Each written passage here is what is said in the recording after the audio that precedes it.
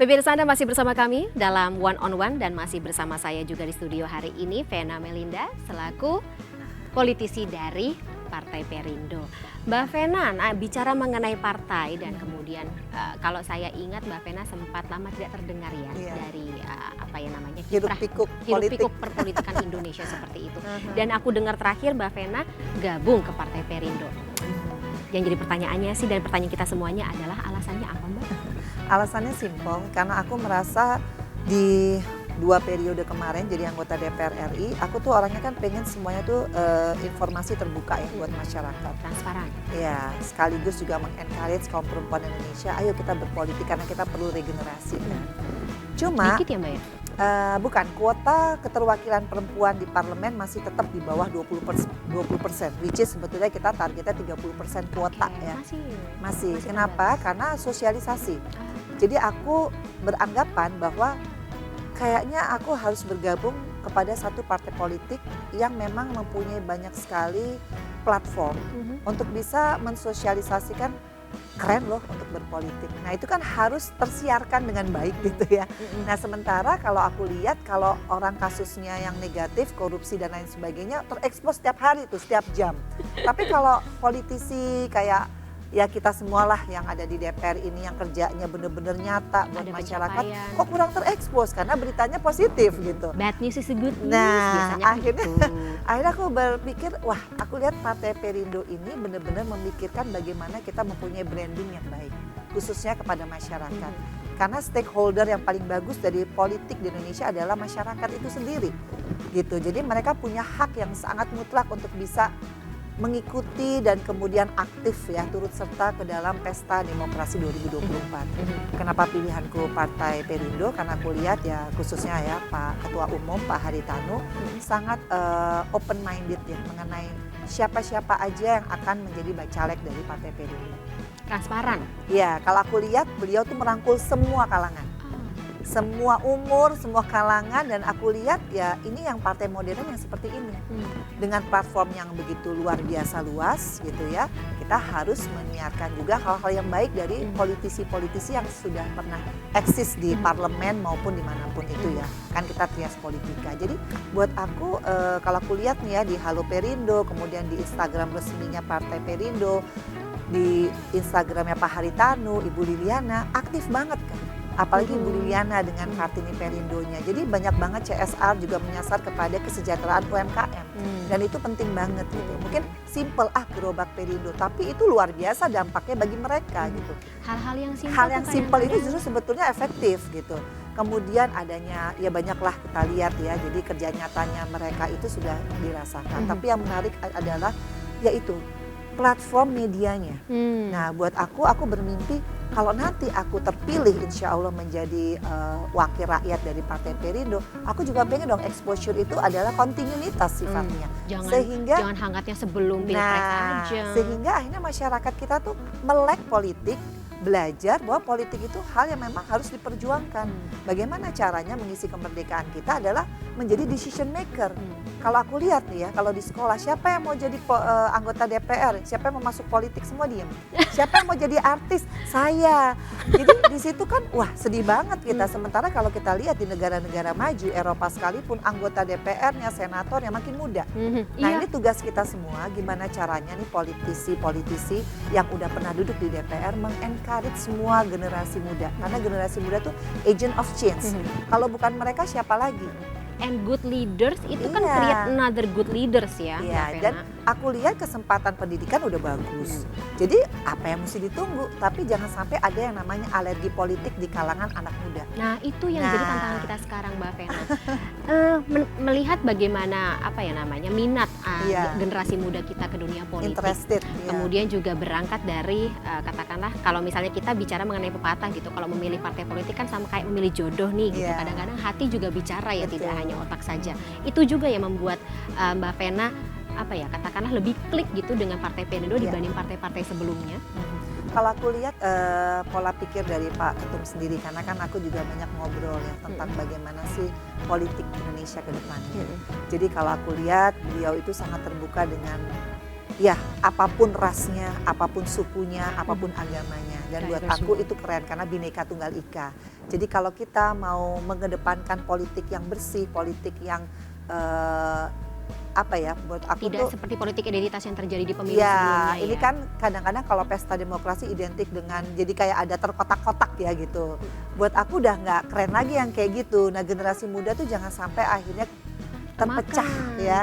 Karena mau pesta demokrasi terpecah itu sangat disayangkan. Karena kan itu bahaya juga ya. Iya. Jadi buat aku pola pikir dari Ketua Umum Pak Haritanu buat Mhm. aku ya itu yang bisa membuat aku merasa aku ideologinya sama. Karena sekali lagi kalau kita memilih parpol itu seperti kita memilih suami. Bukan hanya visi dan misi, ideologi.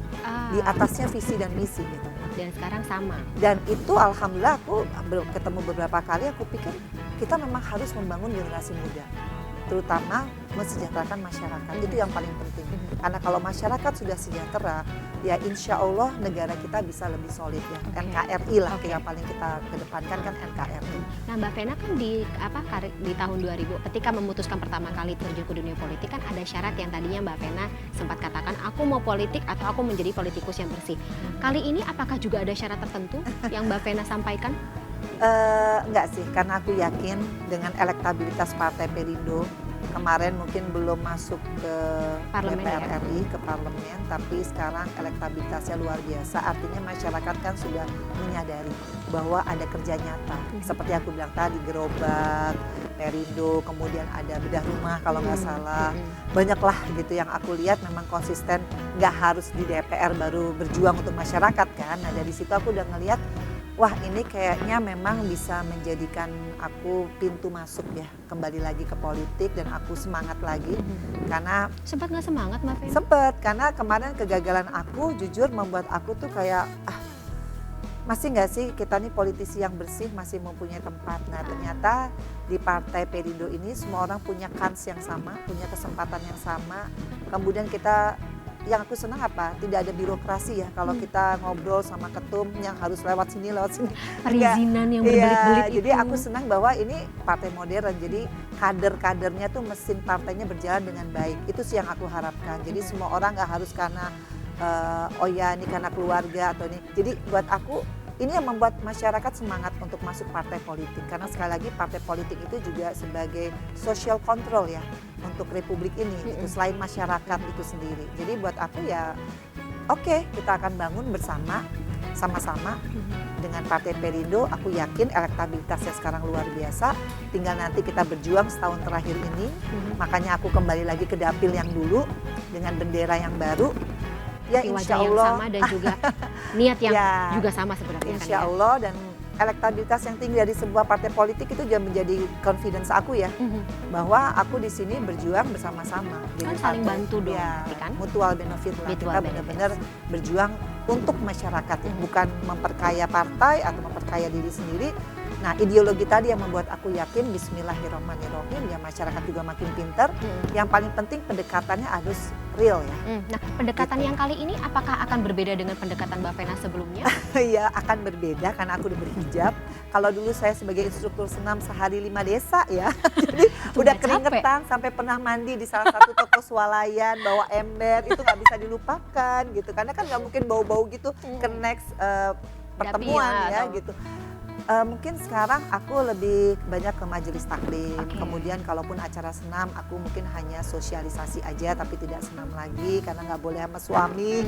Terus tapi yang paling sama, yang paling nggak mungkin aku rubah adalah konstituen perempuan. Tetap aku akan sosialisasi, fokus kepada mereka supaya nanti ada regenerasi menggantikan aku. Jadi kalau di sekolah aku selalu bilang, nih kalian udah bisa lihat kan kalau politik tidak selalu kotor, buktinya kalian lihat ibu ada di sini. Iya bu, kalau begitu siapa yang mau jadi anggota DPR RI lagi? Di periode pertama masih banyak yang nggak angkat tangan. Sekarang Alhamdulillah di periode kedua kemarin, siapa yang mau jadi anggota DPR? Saya, karena mereka sudah ngelihat, oh anggota DPR RI banyak kok yang masih jujur, banyak kok yang masih mau untuk bekerja dengan masyarakat secara real. dan juga Ya, makin itu harus banyak yang perempuan dicontohkan. ya Mbak Dan Vena yang ya. paling penting perempuan. Gitu kan. Nah, untuk bicara mengenai aspirasi perempuan ini Mbak Vena jelang pemilu 2024, ada yang beda nggak sih? Ada yang curhat gitu, mereka pengen apa dari negara ini atau pembangunan negara ini di tahun ke depan 2024? Yang pasti pendidikan, kesehatan ya itu Itu masih menjadi jadi basic fokus. needs ya, menjadi fokus saya. Makanya aku selalu bilang kalau nanti aku terpilih lagi, aku pengen di komisi 10 kalau belum berubah ininya ya, pendidikan, Masih. kebudayaan, pemuda olahraga. Olahraga. Karena buat aku pendidikan adalah keniscayaan sekali lagi, education for all. Hmm. Sesuai dengan Undang-Undang Dasar 1945 bahwa 20% anggaran pendidikan. Jadi buat aku tinggal masalah sosialisasinya aja. Banyak banget di dapil aku Jawa Timur 6, sekolah-sekolah yang nggak ambruk lagi. Banyak yang sudah punya komputer, which is sekarang ujian nasional semua sudah digital ya. Jadi buat aku ya kalau anggota DPR RI-nya turun langsung ke masyarakat, insya Allah infrastruktur pendidikan itu harus standar. Mhm. Nah itu yang aku perjuangkan terus menerus. Kemudian tentang gemar membaca, karena salah satu dari mitra kerja aku adalah perpustakaan nasional. Nah, literasi membaca ini juga Nah kita ini kan harus kurang, fokuskan. banyak orang sekarang anak-anak kecil aja udah pegang HP nontonnya YouTube, nggak mau lagi Bukan baca baca. buku. Iya Mm. bukan baca, tapi itu buat aku suatu hal yang sebenarnya banyak banget ya sekolah-sekolah itu yang bukunya udah nggak ada gitu. Karena Padahal mereka sekolah.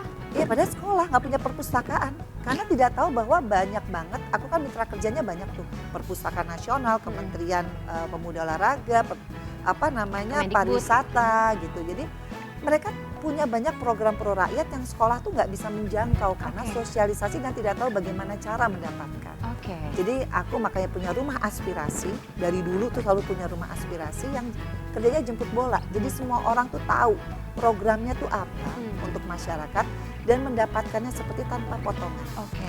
Jadi alhamdulillah itu yang membuat anak-anak sekarang siapa yang mau jadi anggota DPR? Saya mau jadi anggota DPR karena sekolah mereka bagus sekarang, punya buku, ada yang namanya fasilitas olahraga. Jadi buat saya aduh seneng banget deh kalau kita kerja pakai hati dan alhamdulillah masyarakat itu merasa keberadaan kita bukan hanya menjelang pemilu. Tapi setelahnya sesudah juga. pemilu sampai seterusnya, ini kan kontrak kerjanya 5 tahun. Dan sebelum kita kerja kita sudah disumpah. Sebenarnya aku juga heran kalau masih ada orang yang korupsi. Karena sebetulnya Kan sebelum sudah kerja sudah disumpah. Artinya Melanggar kan, sumpahnya sendiri. nah artinya lagi pula fasilitas negara yang begitu memadai. Sebenarnya nggak perlu seperti itu. Yang perlu adalah fokus kepada masyarakat, kerja yang benar, yang real. Insya Allah doa yang mengalir kepada kita dan juga anak cucu kita, itulah hal yang membuat aku sukses tuh di situ. Nah, Itulah sukses. tadi Mbak Vena bicara mengenai ada beberapa anak di sekolah yang mengatakan sekarang sudah mau jadi anggota Iya. DPR gitu, tadinya nggak mau. Berarti ini kan menjadi salah satu pintu pembuka untuk mencari bibit-bibit baru Iya, politikus, betul. bibit-bibit baru decision maker yang bagus seperti itu untuk membangun negara. Karena negara kita kan pasti akan terus berkelanjutan ya sampai ke Betul. depan. Nah, kira-kira mungkin kiatnya seperti apa Mbak Vena untuk menciptakan bibit-bibit unggul yang baru ini? Tapi tahan dulu ya lagi ya jawabannya Mbak Vena. Kita gali Iya. lebih lanjut di segmen berikut pemirsa. One on One akan kembali sesaat lagi.